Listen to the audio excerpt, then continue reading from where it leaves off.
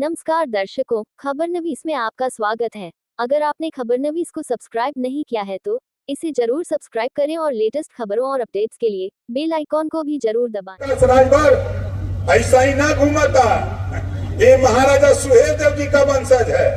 वो अगर 40 किलो की तलवार चला सकते हैं तो हम लोग तो 5 किलो का चला ही सकते हैं। आज हलचल मची है पूरे प्रदेश में, देश में। हमसे ज्यादा, सबसे ज्यादा अगर कोई पार्टी परेशान हो तो समाजवादी पार्टी परेशान। हर बार चर्चा होती है कि भाई एक पार्टी उत्तर प्रदेश में पनप रही है। अभी हम पनप रहे हैं। बीबीसी लंदन के संवाददाता का बयान कि बड़ी तेजी से पनप रही है। और ये पार्टी, आपको बता दूं, कांग्रेस पिटी हुई है, बसपा पिटी हुई है, सपा पिटी हुई है। हम जिसके साथ हैं अब वो चरम पे है। याद है ना? अब आप समझदार हो। अब वो चरम पे है, अब उनको डाउन होना है। अभी एक साथी ने जिक्र किया,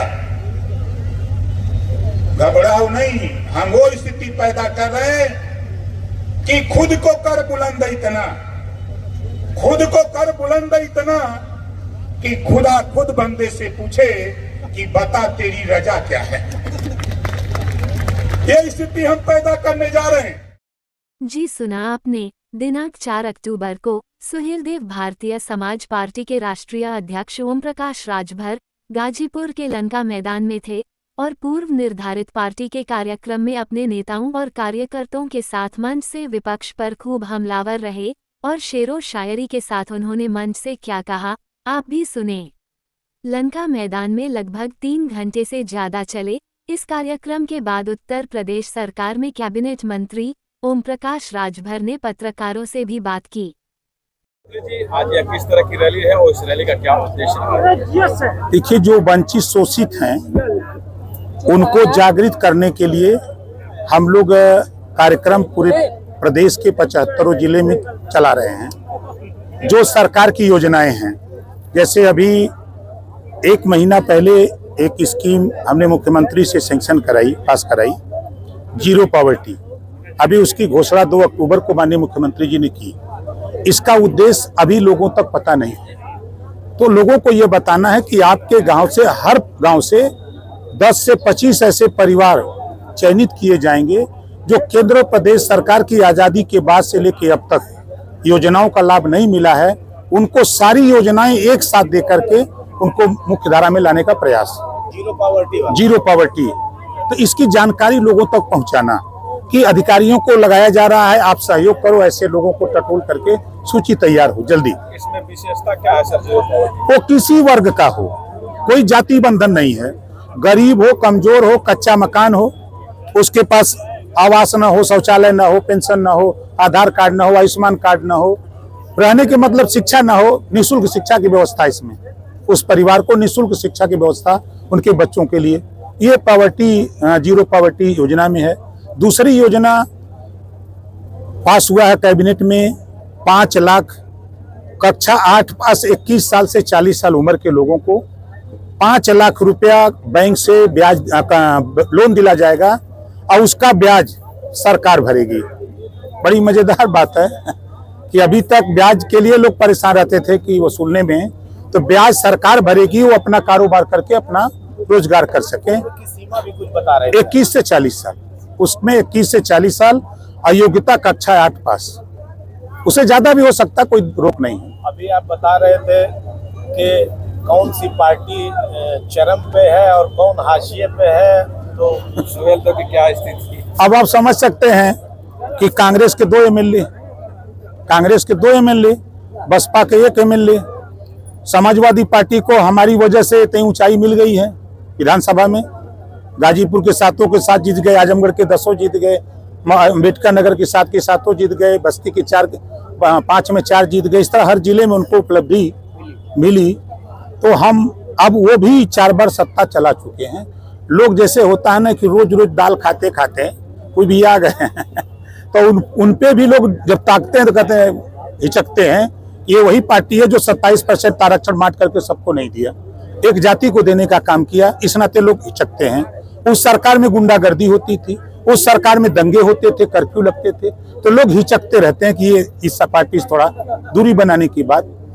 झूठ बोल के गुमराह करके लोकसभा में चाहे जो स्थिति हासिल कर लिया गया वो अलग बात है, लेकिन आने वाले दिनों में जो काम हो रहा है, जैसे प्रधानमंत्री जी की योजना अभी कैबिनेट से हम लोग भी यहाँ से पास कर दिए कि जो छोटे छोटे मजरे हैं, नए गांव से छोड़ के लोग जाके बसे, वो पक्की सड़कों से लिंक नहीं है, वो सिर्फ लिख के हमारे यहाँ तक पहुँचा दें।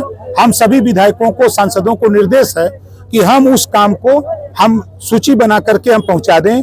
जितना रुपया चाहिए उतना रुपया सरकार जिले को आवंटित कर देगी और वो काम, वो लिंक मार्ग जो है पक्की सड़क से वो गाँव पूर्वा मजरा जोड़ने की तैयारी हो रही है। तो जो काम अधूरे हैं उस काम को पूरा करने के लिए पूरी सरकार कटिबद्ध है। उसकी जानकारी लोगों तक हो तब ना वो हमको बताएंगे। हमको क्या पता है कि गाजीपुर के किस मजरे में सड़क पक्की नहीं पहुंची है, तो उस गांव के रहने वाले एप्लीकेशन दे दें, उसका हम जांच करा के खर्च से पैसा दे के हम बनवा लेंगे। सरकार कटिबद्ध है। आज एक बड़ी खबर हुई है, अमेठी में 4 दलितों की हत्या कर दी गई है।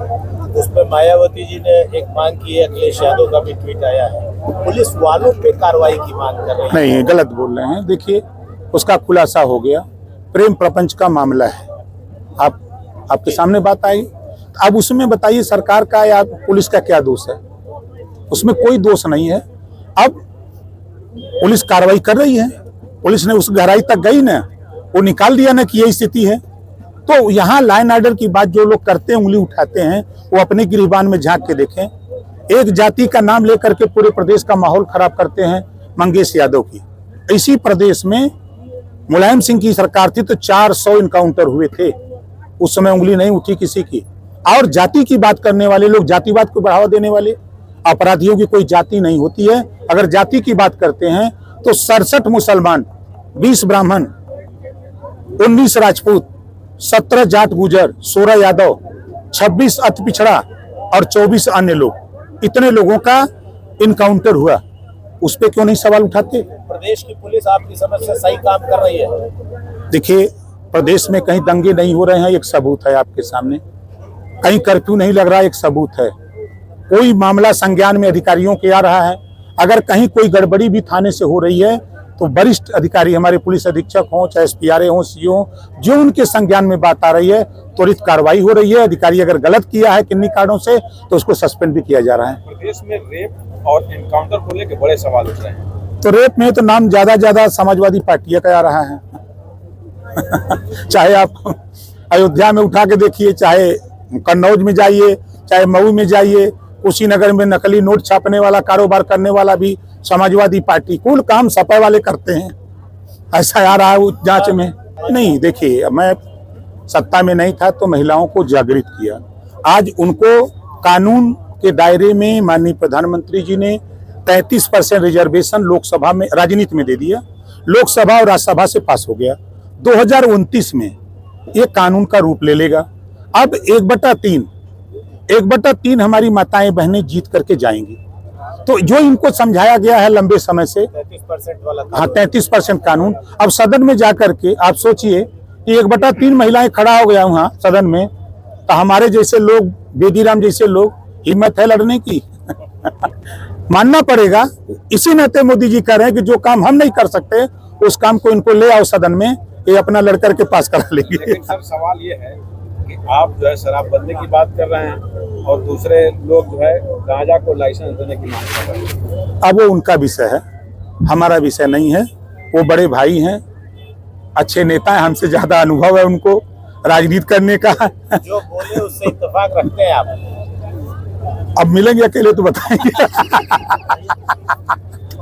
ठीक है। नेताजी, अभी जो इजराइल में जो लड़ाई चल रहा है, युद्ध चल रहा है, आपके कासमाबाद विधानसभा के और रुपड़ा के जनपद के और ऐसे मजदूर हैं जो यहाँ पे काम करने की वजह से गए, इस तरह की कुछ जानकारी है आपको? देखिए, एक एप्लीकेशन मुझे मिला है, उस मामले में हमने भारत सरकार से बात की है, वहाँ से उनको सकुशल वापस लाने के लिए। जो एप्लीकेशन दिया उनके परिवार का ही कोई व्यक्ति वहाँ होगा तब न दिया वो, तो उस पर कार्रवाई नहीं। अभी उसी पे देखिए, एक साधे सब सद है।